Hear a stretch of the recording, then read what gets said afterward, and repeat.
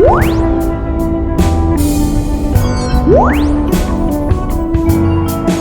guys, how's it going? We are here at PAX Unplugged. We are right at the Kosmos booth, here chatting with Court.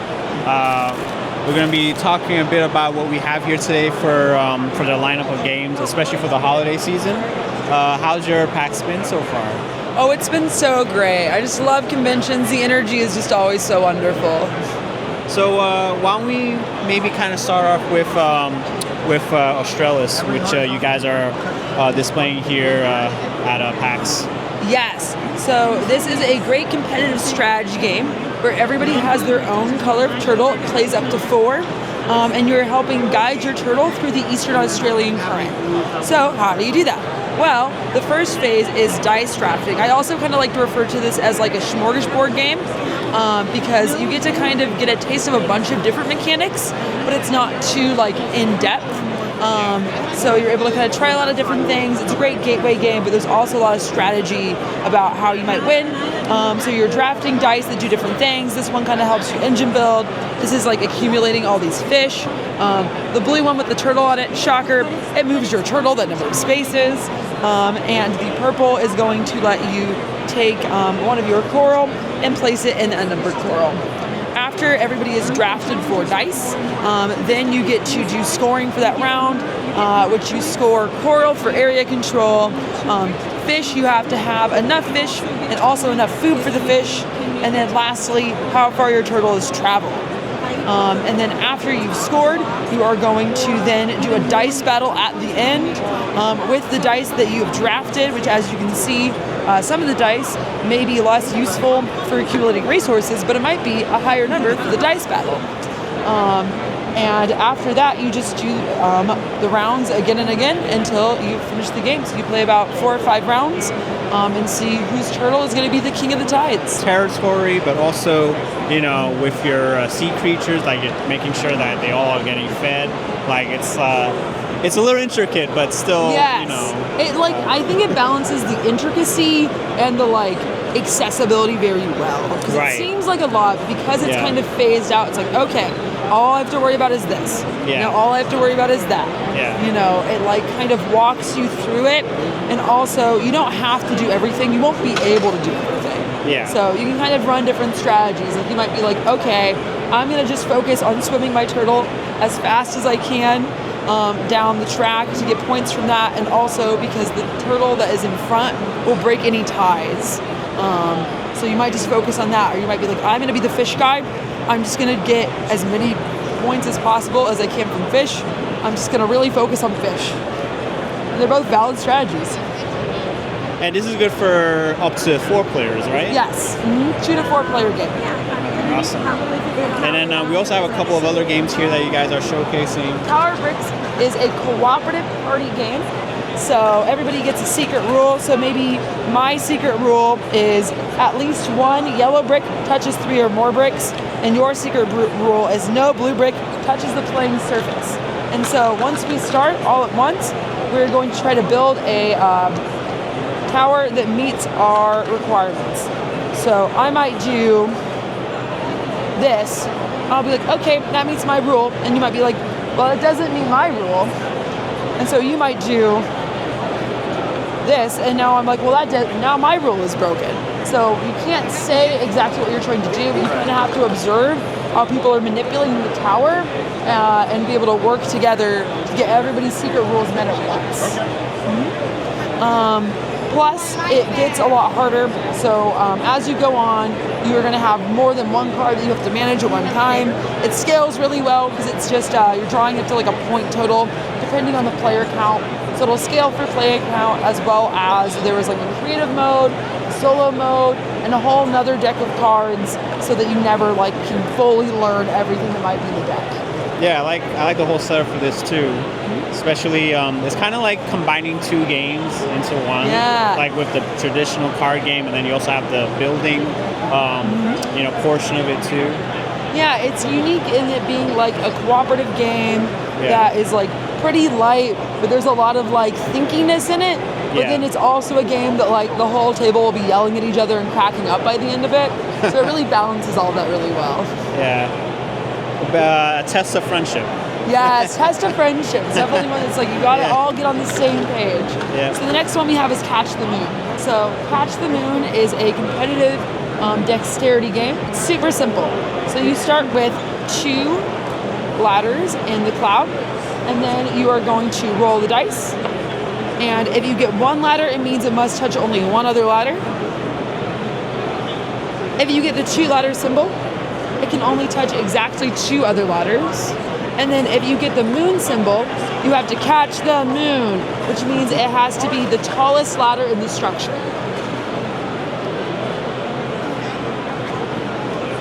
So it keeps building up and up from there. Yes. Oh no. So if you mess up, then if you make anything touch the table or the cloud, you're going to get a raindrop and it's going to go to the next person's turn. Oh, okay. You'll remove this from play. But normally if you're going to catch the moon, you're going to put it so it's the very tallest ladder on the structure. There we go. I promise I can play this game. It's really just fun to have out on your table and just be able to kind of play on as you go. Yeah. So let's Catch the Moon. Awesome. And then you also have like a couple of other favorites here as well. You got Dice Words. Dice Words is a competitive game where everybody gets their very own set of 7-letter dice. So there'll be one of these for every player. And then you're going to turn over the timer. You'll turn over the timer and you'll have exactly 2 minutes to make the best word that you can. So it's all simultaneous play. It's kind of like Scrabble meets Yahtzee. Oh, okay. Yeah, I can kind of see that. Yeah. And don't judge my spelling skills. It's easier than I make it seem. Yeah. I feel like once there's a camera, I'm like, I don't know what words are anymore. Yeah. You get up to 3 rolls that can be partial or full. Okay. What do we got?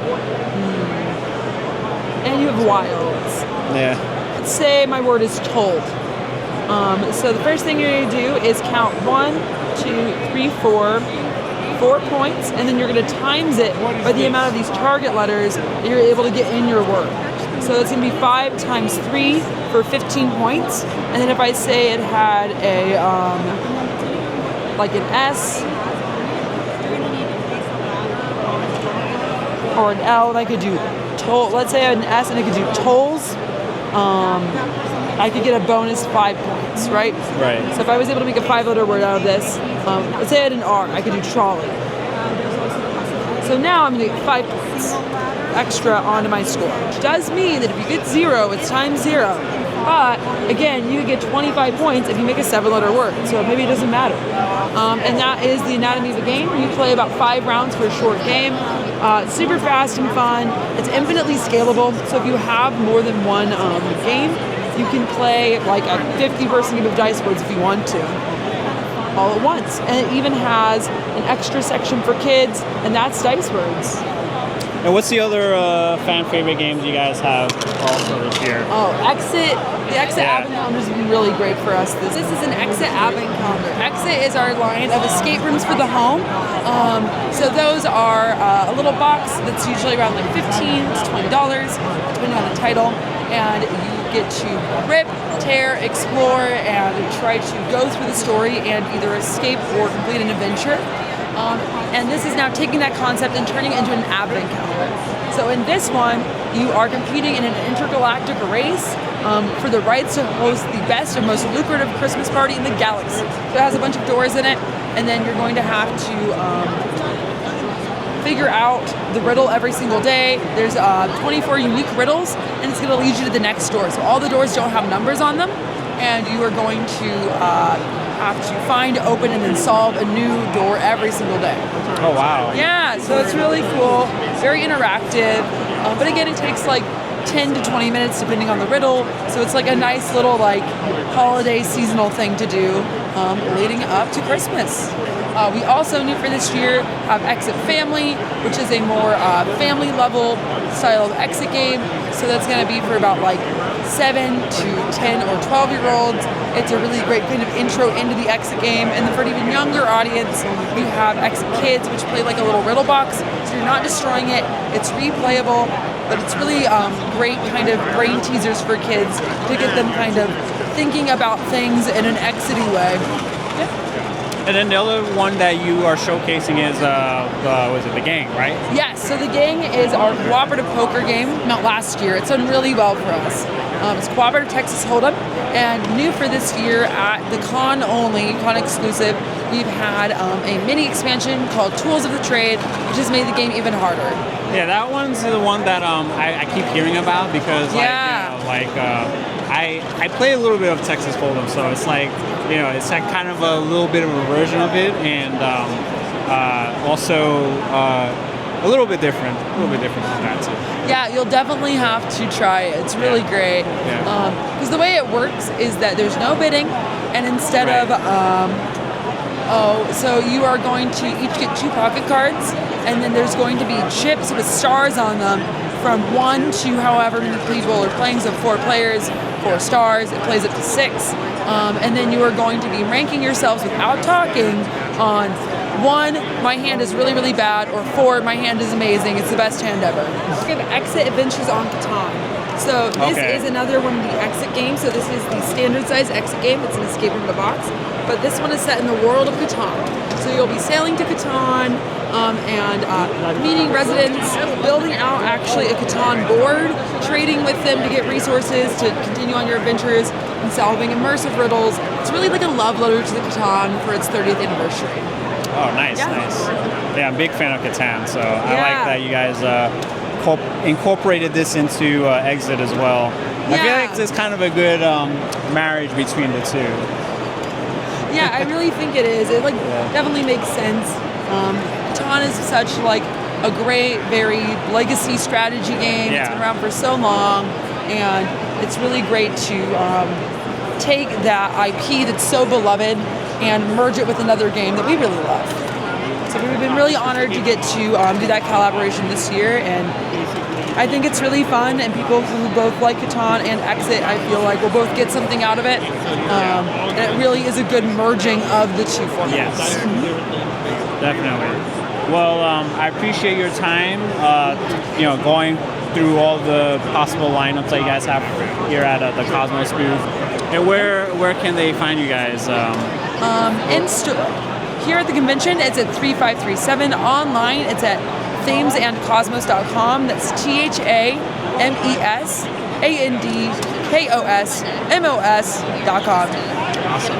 Yeah. We also have product in local game stores, as well as in Barnes & Noble, Target, all sorts of places. Yeah. Thank you so much. Hope you guys have a good time here at PAX Unplugged. Definitely check out the Kosmos booth if you can. And we'll have some more videos coming up real soon. So make sure you guys stay tuned. Bye.